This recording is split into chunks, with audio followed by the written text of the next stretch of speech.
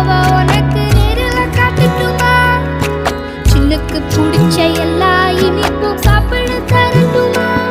அந்த அறிவிப்பால் அன்ப தருவாளே, சின்ன அறிவிப்பும் இன்று சுடுவாளே.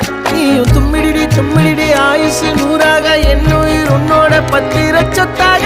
என் பார்வை உன்னோடு, உன் பொம்மை கண்ணோடு, பேசாமல் விண்ணோடு நாம் மிதந்து போவோம்.